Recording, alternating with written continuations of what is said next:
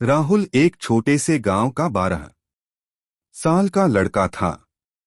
उसका सपना था कि वह बड़ा होकर इंजीनियर बने, लेकिन हालात ने उसकी उम्र से पहले उसे बड़ा बना दिया। उसके पिता का देहांत हो गया था और मां बीमार रहती थी। घर की हालत बेहद खराब थी, खाने तक के लाले थे। फिर भी राहुल स्कूल जाता, पढ़ाई करता और सबसे खास बात, वह रोज स्कूल आते जाते रास्ते में पड़ी प्लास्टिक की बोतलें उठाता।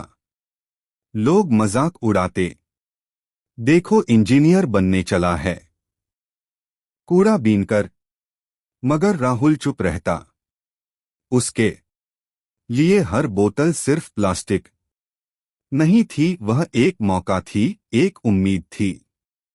हर शाम वह उन बोतलों को बेचता और 10 से 15 रुपए कमाकर मां के लिए दवाई लाता, कुछ आटा चावल खरीदता।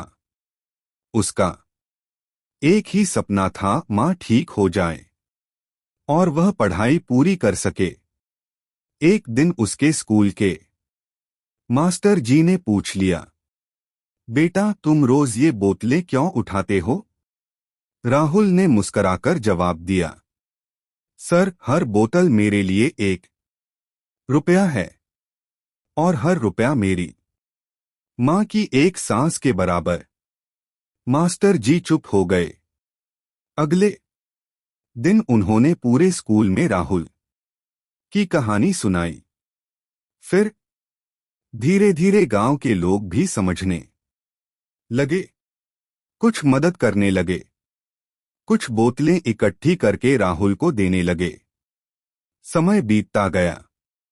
राहुल ने स्कूल की पढ़ाई पूरी की, फिर छात्रवृत्ति लेकर शहर चला गया। वहां उसने पर्यावरण इंजीनियरिंग में दाखिला लिया, रिसाइक्लिंग पर रिसर्च करने लगा। 10 साल बाद एक बड़ी खबर आई। मिलिए राहुल शर्मा से, जो प्लास्टिक रिसाइक्लिंग में देश का सबसे युवा इनोवेटर बन चुका है। वह अब एक ऐसी कंपनी चला रहा था जो कचरे को रिसाइकल करके स्कूल बैग, स्टेशनरी और सस्ते घरों की सामग्री बना रही थी, गरीब बच्चों के लिए, जैसे वह खुद कभी था। एक टीवी इंटरव्यू में जब पूछा गया, आपको प्रेरणा कहां से मिली?